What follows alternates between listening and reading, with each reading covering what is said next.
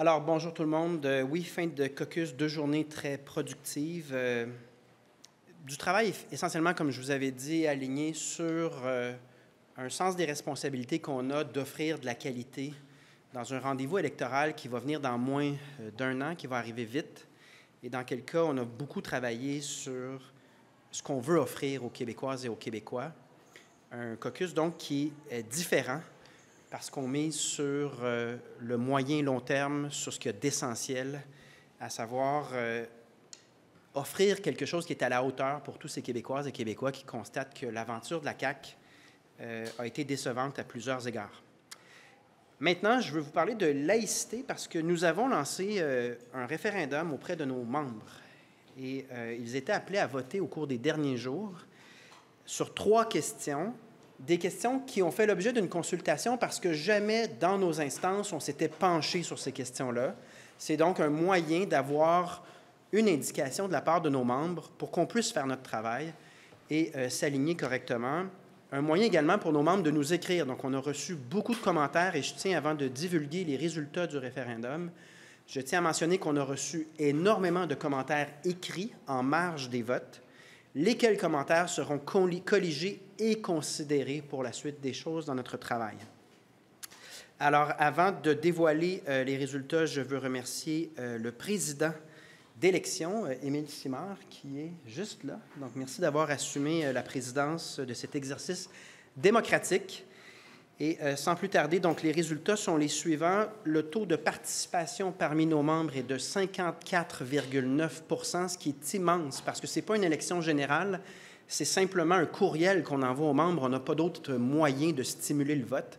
Donc, d'avoir ce taux de participation démontre qu'il y avait quand même énormément d'intérêt chez nos membres.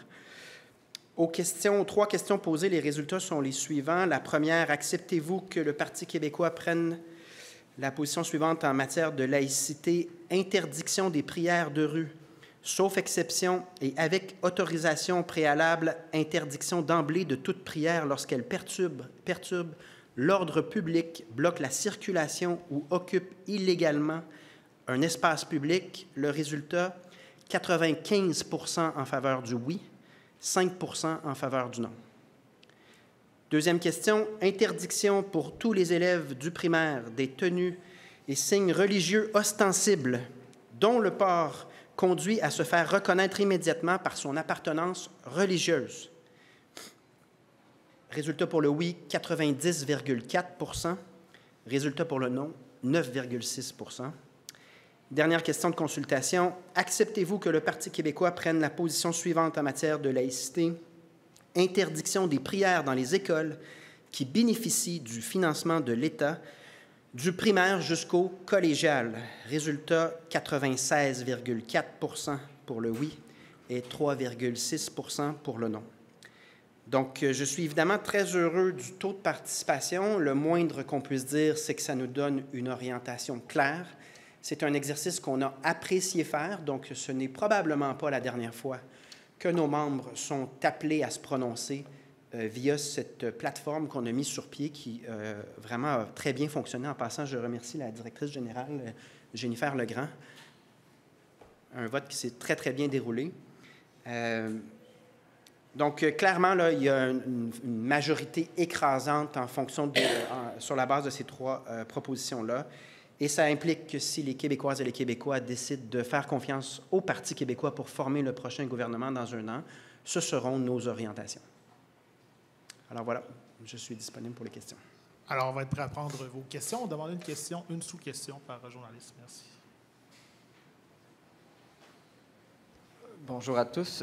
Question peut-être un peu plus technique. Au fond, vous dites que vous avez aimé cette méthode-là pour consulter vos membres. Est-ce que les positions qui vont être prises dans des référendums comme ceux-là ont une différence en termes de valeur que des positions qui ont été prises, par exemple, en Congrès? Est-ce que vous allez privilégier ces référendums-là dans l'avenir plutôt que le Congrès? Bonne question.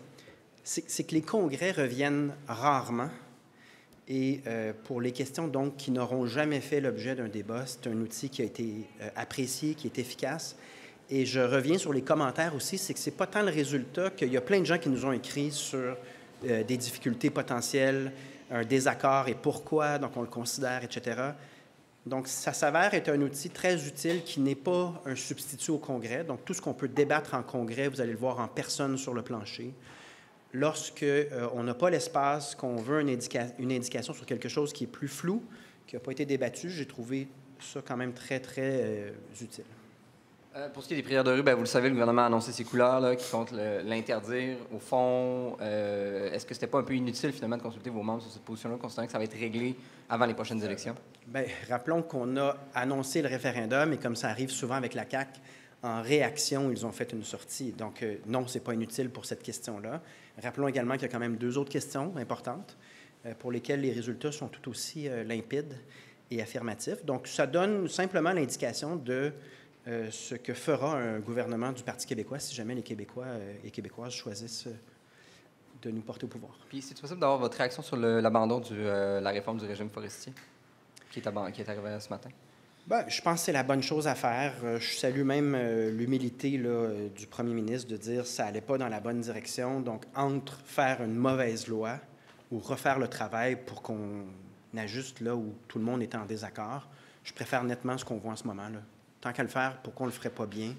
Oui, il faut reprendre, mais au moins, on ne fait pas un mauvais projet de loi. Bonjour. Sur les prières de rue, si je reviens aux résultats de votre consultation, on connaissait déjà là, votre position. Là, si je comprends bien ce que vous venez de dire, l'interdiction des signes religieux à l'école, par exemple, étant donné qu'une majorité de vos membres se prononce donc pour cette interdiction-là, ce serait la position d'un éventuel gouvernement du Parti québécois. Donc, vous interdiriez ça? Exact.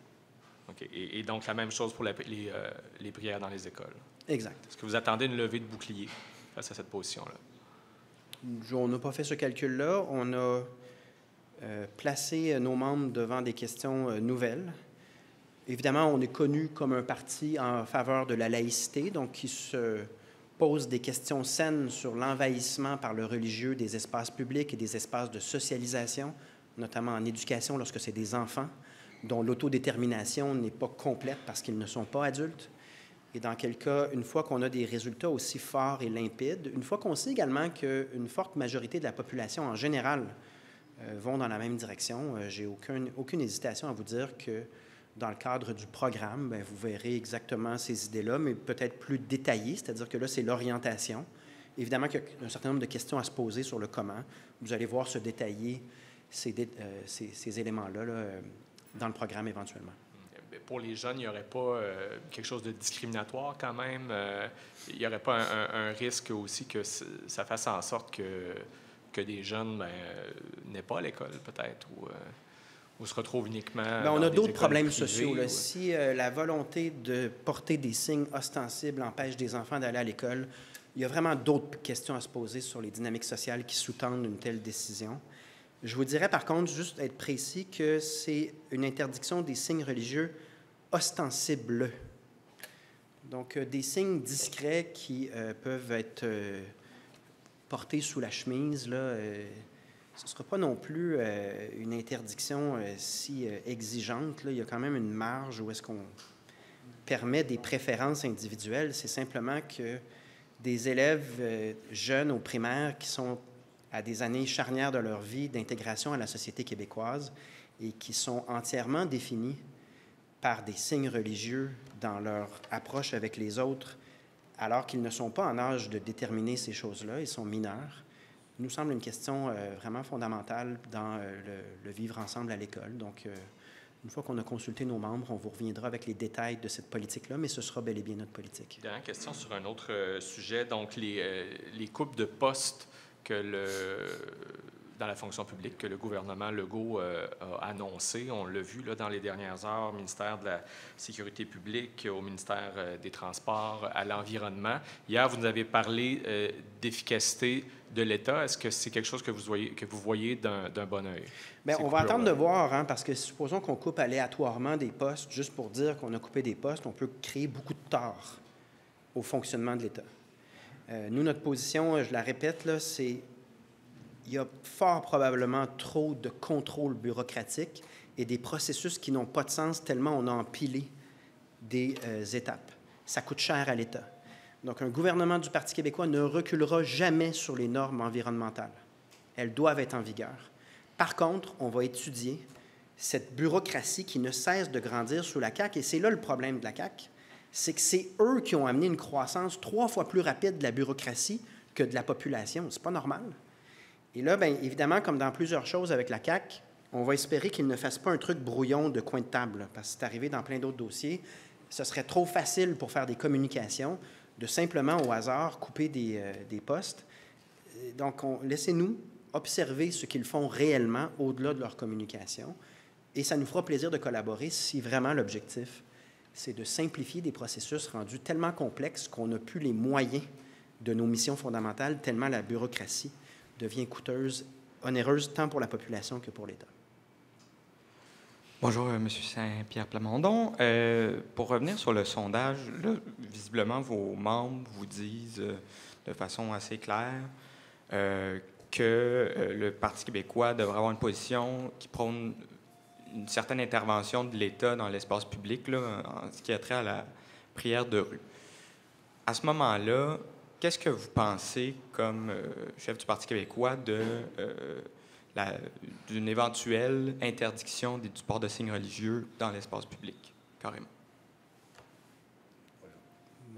Vous dites partout, tout le temps, là? Oui.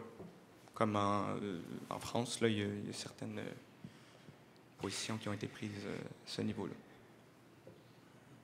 Le standard d'intervention d'un État, ça prend pour limiter un comportement et intervenir, que ce soit le code criminel ou le code civil, ça prend des raisons de vivre ensemble vraiment convaincantes, là, précises et concordantes. Donc, je ne vois pas, je n'ai pas entendu d'argument à l'effet que toute émanation du religieux est une forme de dislocation, là, ou un danger ou un problème de vivre ensemble. Ce qui arrive avec les prières de rue et qui nécessite l'intervention, c'est que c'est une appropriation de l'espace public qui, en principe, est pour tout le monde, à des fins qui sont peut-être, probablement, en fait, je devrais dire, politiques. Il s'est passé partout en Europe, en Amérique, des manifestations du religieux qui tiennent davantage à l'appropriation de lieux qui devraient appartenir à tout le monde qu'à la volonté d'avoir un dialogue avec son Dieu, là, parce qu'il y a des temples pour ça. Hein. Donc, on va quand même demeurer prudent dans la mesure du possible, là, évaluer avec le plus de justesse possible là où il faut intervenir si on veut préserver la paix sociale, puis là où l'intervention n'est pas requise parce que la paix sociale n'est pas en jeu. Mais quand on parle d'enfants qui ne sont pas en âge de majorité de s'autodéterminer par rapport à la question du religieux, quand on parle du développement social et de la cohésion, l'intégration de tous, le milieu scolaire nous semble un endroit où est-ce que c'est parfaitement normal que l'État édicte des règles, parce que dans une école, ça prend des règles. C'est vrai pour tous les sujets dans une école. Merci. Depuis hier, on vous entend souvent appuyer des mesures prises par le gouvernement Legault, ou en tout cas les saluer. On pense là, tout récemment, dans ce point de presse, au régime forestier. Vous avez salué son honnêteté. Je ne l'ai pas beaucoup salué dans sa clique en passant. Là. Non, effectivement, mais bon, on peut penser à l'efficacité de l'État également. On peut penser ça non plus, je ne salue pas. Je demeure vous avez une position similaire. Bon. Ça, c'est vrai. Même chose pour les prières de rue.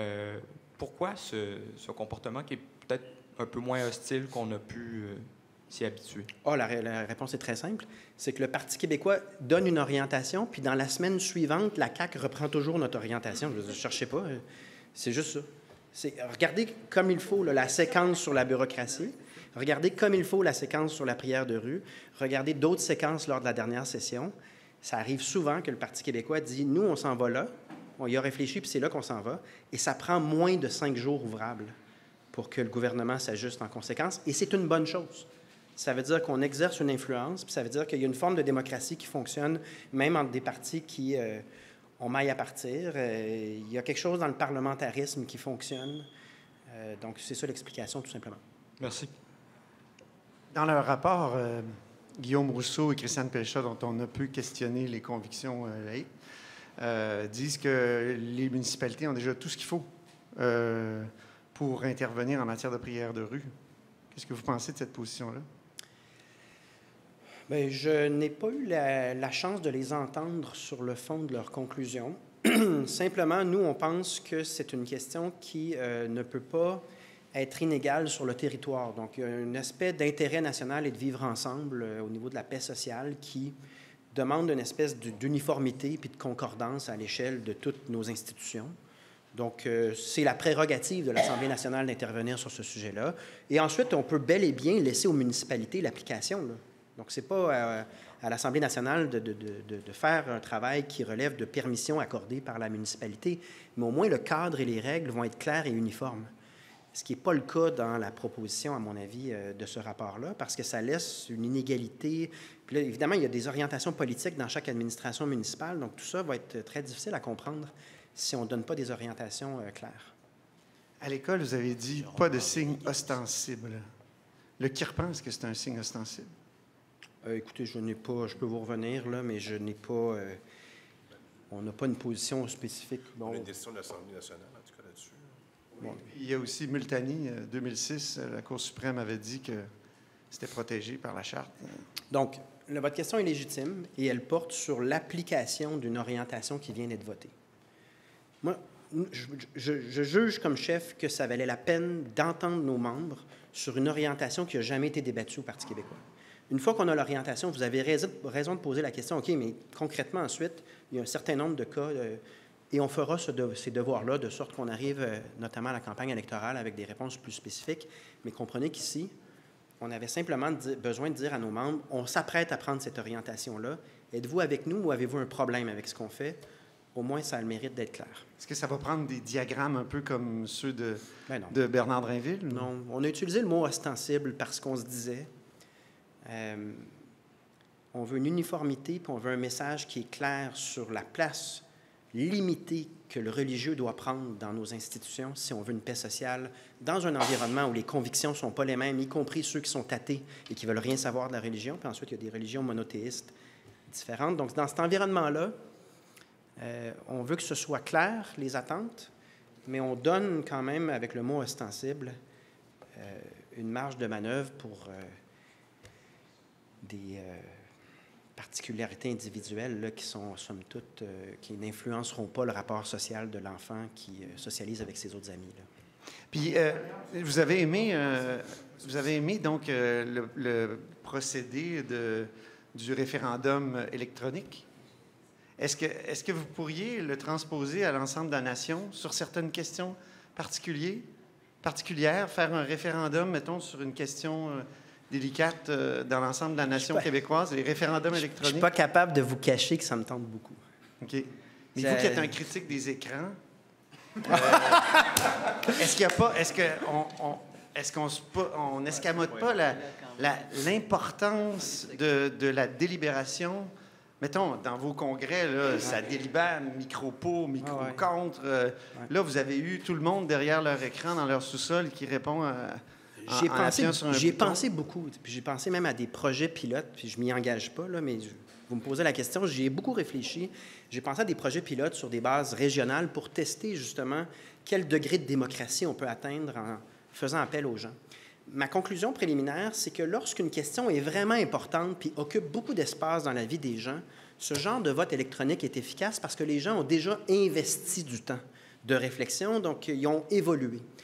Mais on ne peut pas avoir une gouvernance de sollicitation électronique sur tout et rien parce que ce n'est pas vrai que les gens, avec leur boulot, les enfants, les responsabilités, on ne peut pas leur demander non plus de suivre chaque dossier dans le détail. Donc, on parlait de la réforme du régime forestier.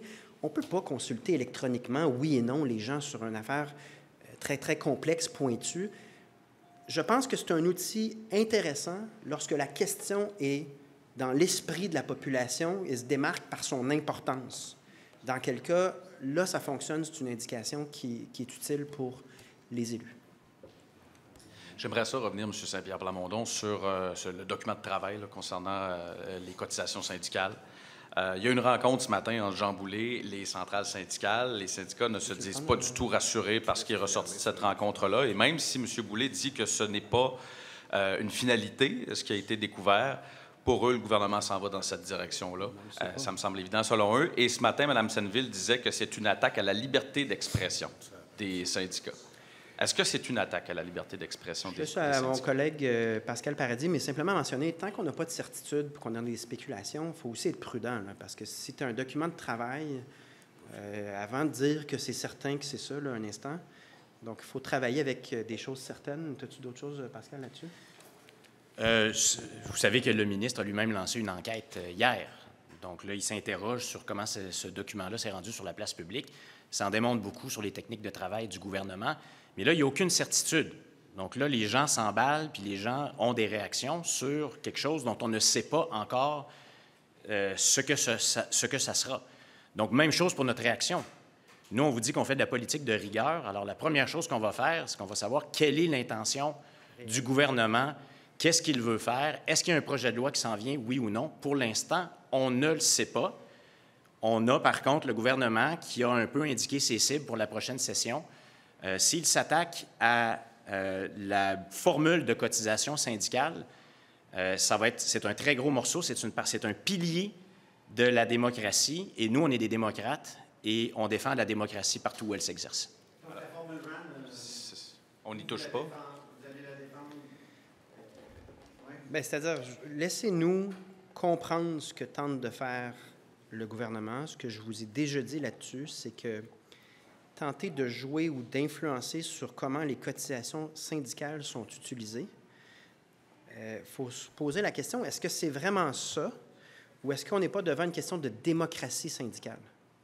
J'ai nommé l'exemple de la FAE qui me dérange personnellement beaucoup, là, un syndicat qui prend des cotisations syndicales, l'utilise dans des frais juridiques exorbitants pour contester la loi 21, ce qui, à l'évidence, est en dehors de la mission du syndicat, mais qui, de mon point de vue, est également déloyal envers les intérêts du Québec et notre démocratie.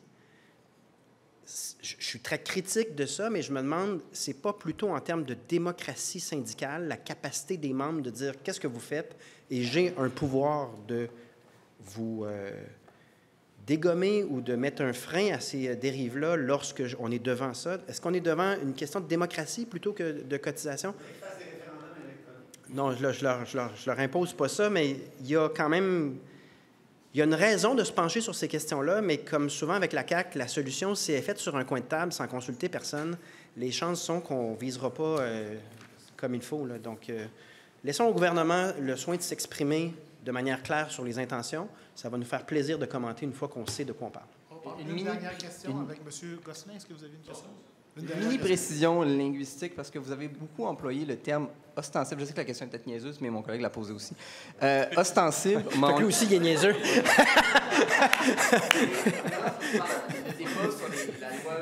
La loi sur la laïcité, à l'époque, on parlait beaucoup de ostentatoire. Est-ce que vous faites une distinction entre les deux termes? Ah. Il y en a une, donc on vous référera aux définitions qui sont légèrement différentes et l'interprétation d'ostensible, c'est celle qui a cours en France. Donc, ça donne un espace, quand même, je vous référerai sur les deux différences, là, mais ça donne un espace pour certains signes qui sont relativement discrets et qui ne changent pas grand-chose. Ostensible, c'est moins ostentatoire qu'ostentatoire? Si vous voulez vraiment ce débat-là, je vous envoie avec... Bien, c'est ça, c'est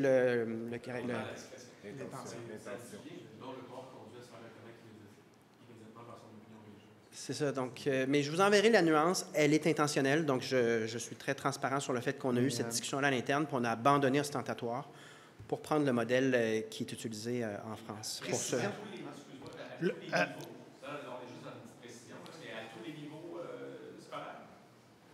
Donc, la question va comme suit.